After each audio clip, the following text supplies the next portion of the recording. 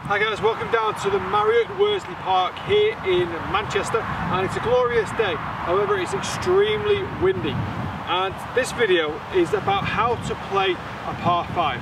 I teach many golfers that try and get the 3-wood out for the second shot and get as close as they can to the green in 2, which is all well and good. And obviously this video is very dependent on golfers that hit obviously different distances, but it's about how to dissect it, use your yardages and use between the ears to kind of think, plot your way through the hole. Do you have a shot on the hole? Do you have 2 shots on the hole? Or if you're kind of if you're a category 1 handicapper, you don't have a shot on the hole, then obviously you need to try and make up to the green in 3 for sure. But if you've got a shot on this hole, you need to try and hit this green in 4 shots. If you've got 2 shots on the hole, you need to hit it in 5. This hole is 529 yards. Sorry, there's a road there. This hole is 529 yards. So if you're a guy with a shot on this hole, or a lady, sorry, didn't mean it like that, we can now hit 529 yards in 4 shots.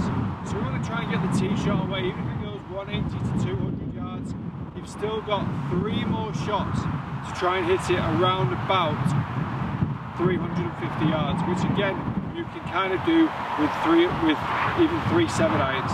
So this is all about being clever and using these really difficult holes, these really long holes, and using the brain. It's all about playing to your strengths. If your strength is not hitting the ball a long way, you need to get through these par 5s with maybe level to your handicap. You get 2 really good shots away, you can then go under your handicap. There's no saying that you can't make better than your handicap, but again, you've got to be clever in the state that you want to get at least a worst case scenario to your handicap. So I'm going to play this pretending I have a shot. So I've got the driver out, I'm going to get my tee shot. Very, very, very, very strong wind into it. So I'm going to try and hit the tee shot up the fairway.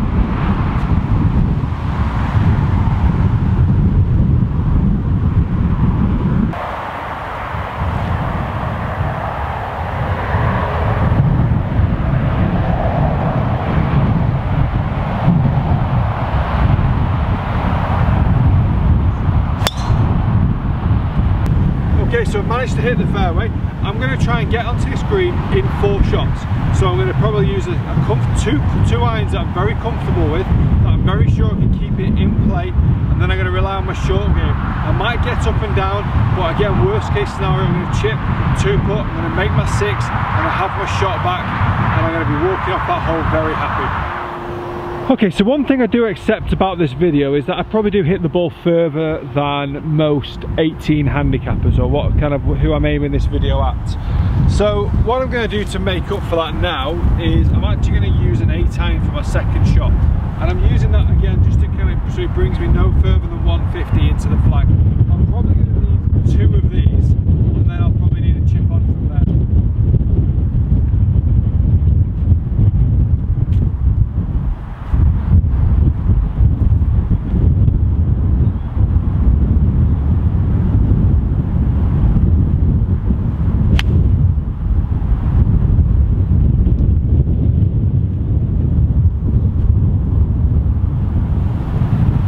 Okay, the wind got the ball a lot and it went very, very high.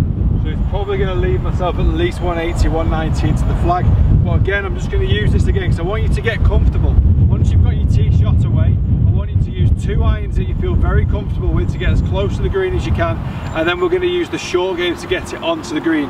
On in 4, 2 putts, 6. If you've got 1 shot, you've made par. If you've got 2 shots, you've had an absolute worldie and you've made a net birdie. Right. You bandits with a shot on these holes. This is a stroke index 5, so it's a very difficult hole. Kind of a big dog leg round to the right hand side, 525 yards.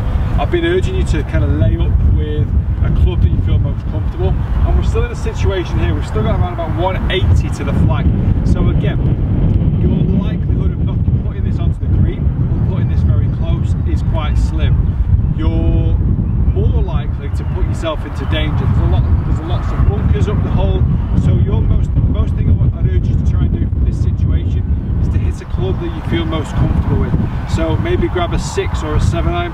For the purpose of this video, I'm actually going to just punch a little 8-iron. So I want to again just kind of keep the distance to where you guys would normally be, and then obviously we can hit on from there.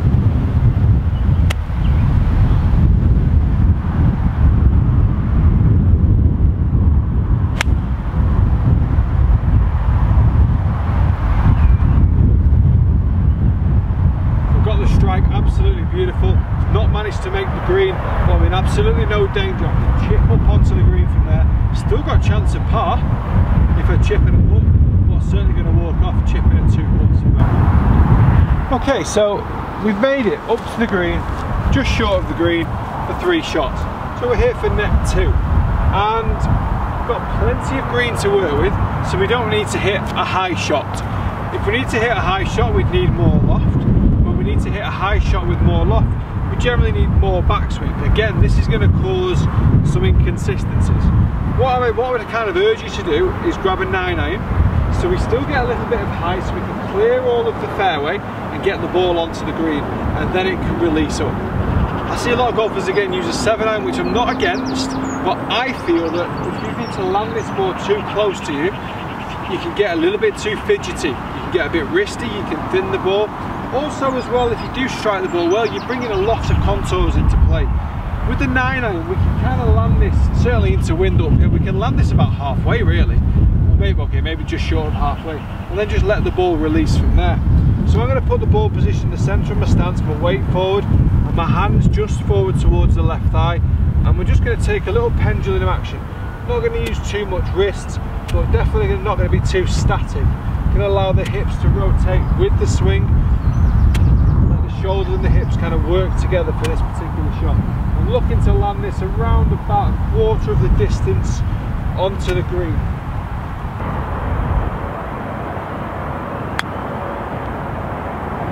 Landed just onto the green. Not a bad shot. We called the left to right, but we didn't quite allow enough for it. But there's a putt there for par. And to be honest with you, it's quite a straight putt up the hill if I'm kind of looking very briefly from here. But there's a good chance of par, and we've not taken too many risks together. Let's see if we can go and convert it. Right. So guys, if you've got a shot, use it, because again, by not being too stressed out and not being too eager to make such a good score, you find yourself with a net birdie putt.